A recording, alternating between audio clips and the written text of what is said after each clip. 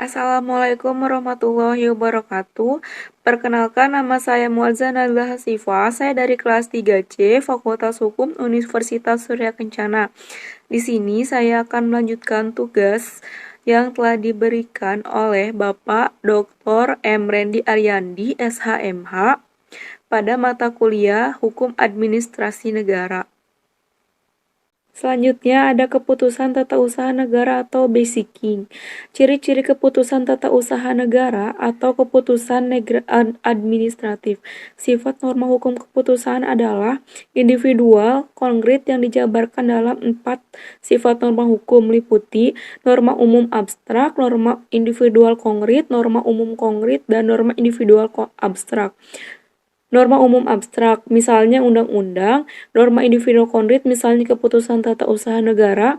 Norma umum konkret, misalnya rambu-rambu lalu lintas yang dipasang di suatu tempat tertentu atau rambu itu berlaku bagi semua peremekal jalan namun hanya berlaku untuk tempat itu saja. Yang keempat ada norma individual abstrak, misalnya izin gangguan atau HO. Selanjutnya, dalam praktek administrasi pemerintahan terdapat beberapa KTUN yang berpotensi menimbulkan sengketa tata usaha negara, yaitu antara lain yang pertama ada keputusan tentang perizinan. Secara yuridis, suatu izin adalah merupakan persetujuan yang diberikan pemerintah atau badan pejabat tata usaha negara kepada seseorang atau badan hukum perdata untuk melakukan aktivitas tertentu. Lalu menurut Pilius M. Hadjon, tujuan diadakannya perjanjian pada pokoknya adalah untuk mengarahkan atau mengendalikan aktivitas tertentu, misalnya izin prinsip IMB, izin pertambangan, izin pengusahaan hutan, izin berburu, dan sebagainya. Lalu ada mencegah bahaya atau gangguan, misalnya gangguan atau hinder, ordanitiu, amdal, dan lain-lain. Lalu ada melindungi objek tertentu, misal izin masuk objek wisata, cagar budaya, dan lain-lain.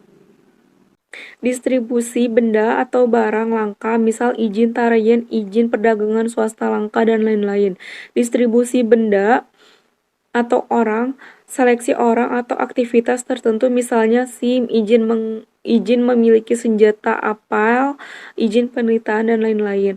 Lalu juga ada keputusan tentang status hukum, hak, dan kewajiban, yaitu pertama status hukum perorangan atau badan hukum, misalnya akte kelahiran, akte kematian, akte pendirian atau pembubaran badan hukum, KTP, ijazah, sertifikat, tanda lulus ujian, dan lain-lain.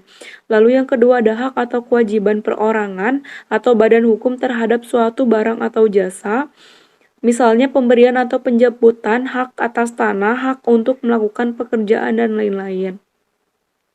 Lalu ada keputusan tentang kepegawaian. 1. Keputusan tentang mutasi PNS, di mana pegawai yang dimutasi keberatan karena merasa dirugikan, menghambat karir, atau karena mutasi itu dianggap sebagai hukuman disiplin terselubung. Keputusan tentang hukuman disiplin PNS, di mana pegawai yang bersangkutan karena dimutasi itu dianggap sebagai hukuman disiplin terselubung. Lalu yang kedua ada keputusan tentang hukuman disiplin PNS, di mana pegawai yang bersangkutan menganggap hukuman itu tidak sesuai dengan prosedur atau tidak adil. Yang ketiga ada keputusan tentang pemberhentian PNS, misalnya dalam rangka peramingan pegawai atau likuidasi suatu instansi, dan lain sebagainya. Lalu juga ada 5 dampak keputusan terhadap orang sebagai berikut. Yang pertama ada keputusan-keputusan dalam rangka ketentuan-ketentuan larangan dan atau ketentuan pemerintahan.